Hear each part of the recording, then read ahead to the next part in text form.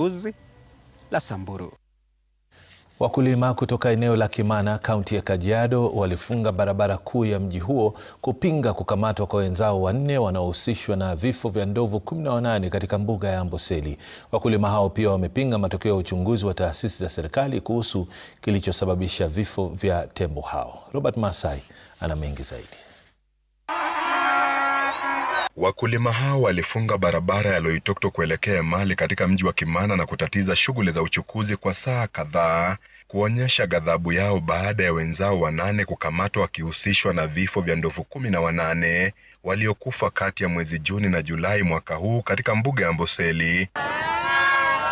Wanasema badala ya shirika la KWS kufanya uchunguzi wa kina na kutegua kitendawili cha vifo vya tembo hao, imewageukia wakulima na kuelekezea kidole cha lawama, wakihofia kuwa huenda wengi wao wakajipata kwenye mtego wa kamata inayoendelea. Wananchi wamekasirika sana kwa venye wenzetu wanashikwa kwa njia ambayo tuelewe. Wanashikiwa Kongoa soko na kushikiwa sehemu zingine kama Saitoti alishikiwa Nairobi.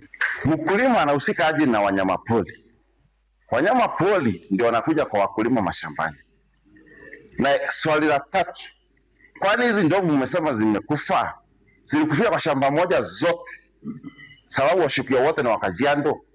Zilikufia kwa shamba moja mtu mmoja. Wakulima hao wamepinga matokeo ya uchunguzi wa KWS, wakisema bado kuna maswali mengi ambayo hayajajibiwa, ikiwemo iwapo sumu ya cyanide inayodaiwa kuwaua ndovu hao iliwalenga ndovu pekee na kukosa kuwaua wanyama wengine wa pori pamoja na mifugo ambao ulishwa katika eneo hilo. Nyanya hii tunauza hata sehemu ya Kampala, Uganda, na hatujasikia Wizara ya Afya ikisema ya kwamba kuna mtu yoyote yule amepata madhara na nyanya hii. Je, hizi ndovu ambazo zinakula nyanya kwa mashamba yetu na zinaenda kukufia kwa paki ya Amboseli, na ili hali tunalima sehemu za Rongo pia na Njukini na tuko na Tsavo, na hatujasikia tembo yoyote yule amekufia sehemu za Tsavo.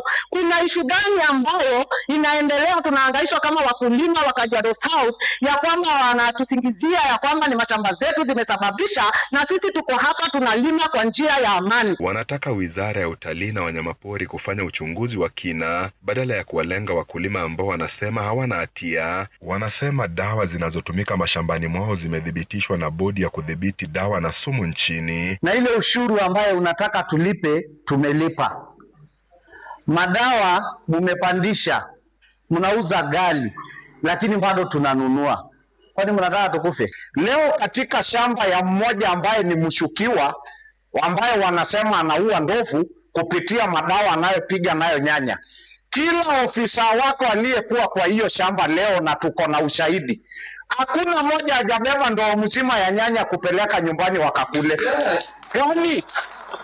Kwani hii dawa tunapiga, mimi nikiuliza nyinyi, kweli hii dawa tunapiga inatambua maofisa wa KWS, polisi na nini na kila kitu, lakini ikifika kwa ndovu tu ndio inaua? Haya yanajiri wakati wakulima 4 waliokamatwa, wakiwemo 2 waliokamatwa wakiwa sokoni Kongoa jijini Mombasa, mmoja akikamatwa jijini Nairobi na mwingine akitiwa mbaroni katika eneo la Tikondo hapa Kimana, wakitarajiwa kufikishwa mahakamani baada ya uchunguzi unaoendeshwa na KWS kwa ushirikiano na vitengo vingine vya usalama kukamilika.